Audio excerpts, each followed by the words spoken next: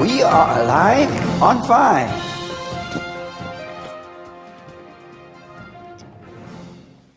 Good morning to you, Lydia. It's the 14th of July. Can you believe it? We are past the halfway mark. How are you this morning? Is it cold out there where you are?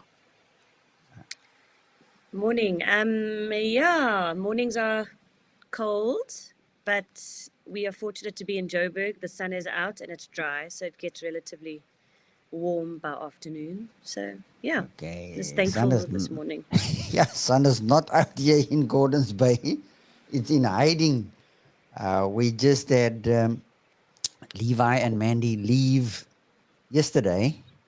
They are, of course, for our listeners, a son and daughter-in-law traveled. They flew back to Bloemfontein, and then from there they fly out back to China. So we've been spending good time together as a family. We're on to the third talk here because we've already done number 2 from previous episodes. But this morning we are going to look at a third issue. Remember, we are noting how that fractal transformation, the fractal trajectory of transformation in service to assessing growth stages, how that this trajectory is found across every discipline. It's found in every facet of life that there needs to be growth. When something atrophies, it becomes stony. Not as in ginger beer stony, but it gets hard and it dies. So growth stages are significant, and we are constantly checking each other out. And Lydia, when we did a retake on the ability to detect fallacious thinking, we had quite a good time talking through how that we all make these missteps. We have missteps in our thinking because we think illogically, and we make and take either a wrong turn, or there's a gap in our thinking, or we make a misstep. So this morning we are going to look at how do we balance apprehension and comprehension, because these are two very important aspects, and we check each other out all the time. Let's be honest. You meet someone for the first time, you'll be checking them out. You meet a buddy for the umpteenth time, you're still checking them out. Okay? You're listening to what they're saying, watching how they respond, watching non-verbal messages and all that sort of thing. So let's talk into this one, Lydia. Apprehension versus comprehension. When you see those two words, what comes into your mind as you look at balancing apprehension with comprehension? What is it? Yeah. Comprehension as an English teacher, from what do I read to understand? Do I understand what I'm reading? I guess that would be my context. Yeah. It's understanding a paragraph Yeah. deeply Text. and being able to answer questions from the text. In other words, do I know what literary analysis is? That's comprehension. That's deep understanding, right? Versus apprehension, which is a surface understanding, right? Apprehension, surface understanding; comprehension, deep understanding. And where would you want in a teaching situation your learners to land? I mean, we go straight for the deep. you know. Interesting, eh? Yeah, I think we definitely assume the apprehension happens. We're not Why do you intentional think, about apprehension. yeah, why do you think that is so? Why do we bypass apprehension, which is a surface understanding, the mechanics of a thing, and then versus a deep understanding? We walk right past apprehension and we go into comprehension. What do you think causes that mistake on our part? I think, well, from a professional point of view, I think it's more because of how our system is set up educationally. There are a lot of assumptions because the whole system is built on, well, you should have mastered this. That's how you got here. So the assumption is in apprehension. If I'm looking at Isla, a lot of things are happening when they're younger and progressing on. And if you can master or be, what's the word, competent, with that, then you should be able to get into comprehension. So by the time you're teaching high schoolers, 13, 14 years old, you know, you can see where we go to. That's a problem. Yeah. I've thought now I've sold my Harley, my couch a year ago. That's what we call the big Harleys, the tourers. And when I got that particular bike, I thought it'd be good to get an owner's manual. Now, an owner's manual is what functions at the apprehension level. You've just got a surface understanding, you know, where to start the bike, how to operate, key important features on that motorcycle. And then as the years went, I decided to buy not an owner's manual now, because the owner's manual is surface understanding of how this bike operates, what the features are. I then bought what is called the workshop manual. Now, a workshop manual is very different than an owner's manual. A workshop manual will be about how you take this bike apart down to the last bolt. That was interesting. Well, I never took the bike apart down to the last bolt, but the workshop manual went a lot deeper into how this thing really works, the ins and outs of how a gearbox works, what the parts are, how you refresh the oil in the gearbox, how you put the gears together, etc., etc. So that could be a helpful way of thinking at it, right? In terms of what apprehension is, it's an owner's manual kind of understanding of how something operates. And then the workshop manuals are the deep understanding of how the cogs work inside of a gearbox, which is a lot different. So, Lydia, come talk to us now about when you think of the apprehension phase. What are some of the things that your learners, for example, need to learn in order to get to the comprehension phase, in order to be able to read well? What are some of the apprehension skills that they need in order to get to the comprehension stage or phase? Call it a growth stage. I think it's your building blocks. If you think about across different subject matter and what learning entails, you go from simple to complex, and I feel like this is one of those steps. So in the beginning, it's if I think of Isla, for example. I mean, I'm taking a 2-year-old. She needs to recognize sound together with what the letter looks like, so that she can start putting together sounds to form words that form sentences that become. So, I feel like apprehension, especially if you're getting to high schoolers, apprehension is all about, do I understand even the basics of what I'm reading? I read a sentence, I read a word. Do I get what it's being said? What's the tone? What's the mood?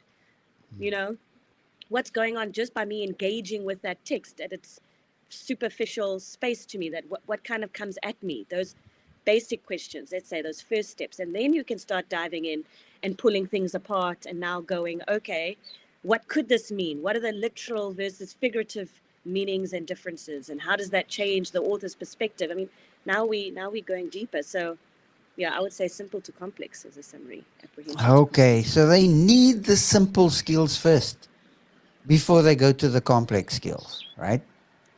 And growth is important.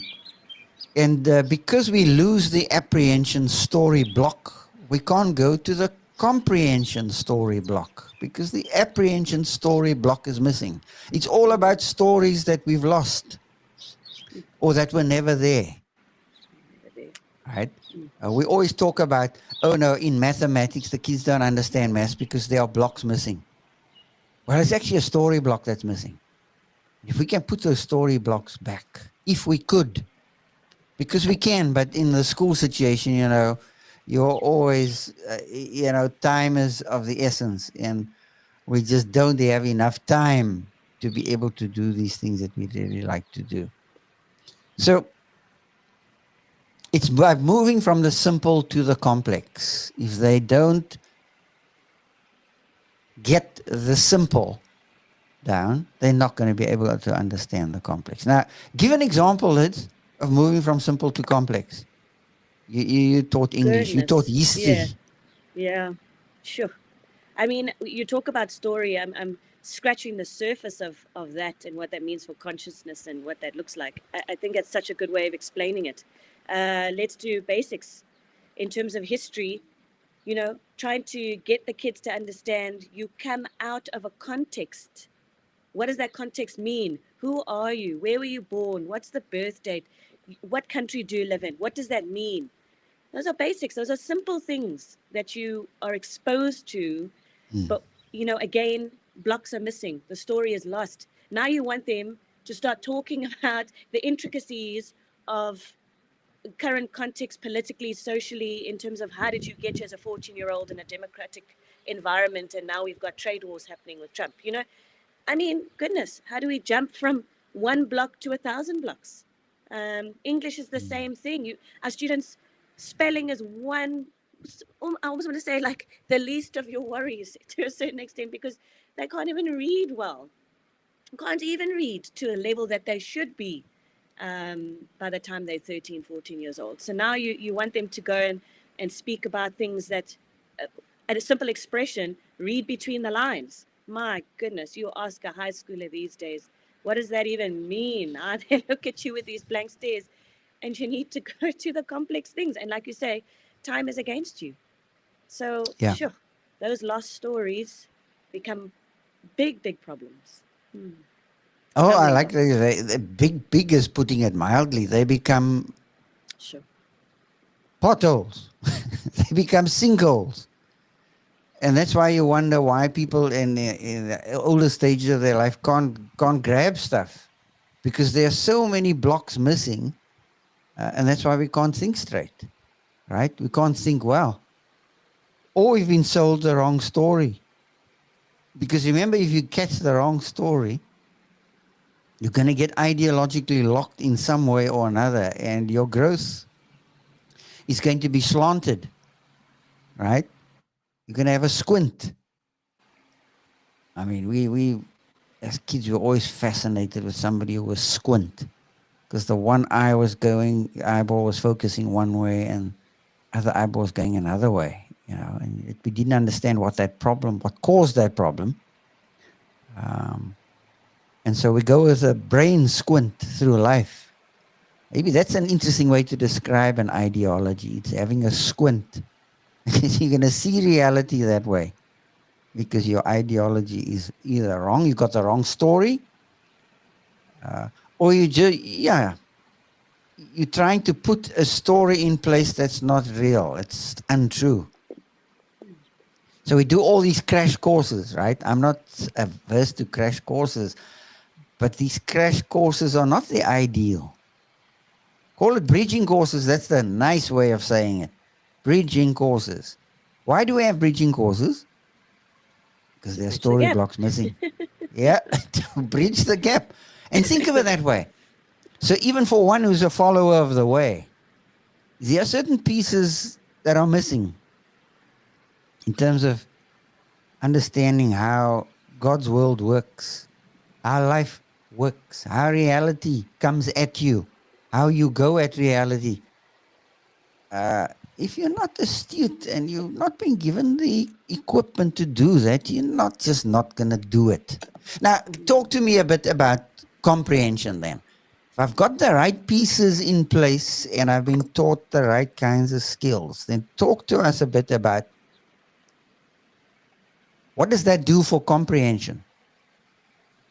I think yeah, you build on it. You're able to build on those blocks, that foundation of from the apprehension. So comprehension is now saying, I mean, let's use poetry, right? Now they can really engage and experience the world that poetry creates and that the Ah, author there's a good intended. example.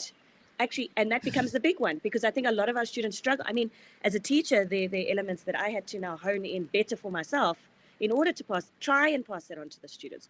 So when you're asking a question of what was the author's intention, I mean, now you're talking about a whole different kettle of fish. It's not just the words on the page anymore. It's about what was that world like when this was set out on paper. And there's your nuances. That word, I laughed at someone the other day. I feel like I said sometimes there are things in my adult life that I'm starting to grasp only now because I perhaps wasn't shown and didn't take the time to go deeper in that word of nuance. I mean, that's such a beautiful word. That's part of comprehension, you know. Um, sure, that's what I would say in terms of what it means, what it looks like, what it could look like. Well, I was thinking you mentioned so much there. Two things I would say. Firstly, it's the difference between apprehension and comprehension is the difference between story and poetry. Story is one thing, right? Going to poetry is a major step up. Because poetry are not just words on a page. Poetry goes beyond words. And it's communicating at a level that is absolutely amazing. It's like music. You listen to the individual notes. Ding, ding, ding, ding. Well, add the whole orchestra to that. What do you hear? I mean, you hear a flow and a smoothness, symphonic sound that's flowing, that's moving somewhere, not now individual notes. It's like your daughter waddling in the baby pool versus deep diving into a big pool from the high diving board. That's the difference, right? Mm, yeah. You can't go and use those little skills now. You have to take those little skills, you have to jack them up major to be able to get to the point now where you can dive from the high board. And that's why people struggle with deep dive, right? Metaphorically, they can't deep dive into an issue because they haven't been trained, they haven't got the basic skill down. They don't even have apprehension. They haven't even grabbed that. How are they going to grab comprehension, right? So this is such an important one. We could spend another hour on this and we won't exhaust it. But the next time you look at a skills level, whether it's talking skill, skill in rearing kids, marital skill, people skill, try to figure out, are they functioning at an apprehension level or a comprehension level where they have a deep understanding of how relationships work and they can deep dive in relationships. So there's another area. Balance of apprehension with comprehension is crucial. Any closing thoughts as we close out our time, Lydia? Yeah, I think in terms of two things. First thing, just very quickly and briefly, with Isla, I started thinking with story, how play and story is interconnected. I almost wrote here, play to first play then story. But yeah, I need to spend some time there. But her world in terms of story is being formed all the time, and that's done through play. So just interesting in terms of there's your apprehension, observation, what's happening on the surface, picking up little things. Um, Yeah. yeah, it's just a thought. I can't Yeah, remember I my like second we one, must but pick yeah. we must pick up that idea of story at another time because I think that's so crucial because part of our mental machinery has to do with how stories work and why stories are so phenomenal in terms of cultural memory, um, and what it does to us and for us. If we understand how stories work, we will also understand how our minds work. Stories give context. So that's for another time. But thanks for your time. We'll be back on Thursday where we're going to talk through another issue that pertains to this trajectory for transformation in service to growth stages. And we talk about growth stages across our lives into every and any area of our life. It's not just certain areas. So thanks for your time. On Thursday, same time, hopefully same place. But see you again. Thanks. Sure. See you there. Sure. We are alive on 5.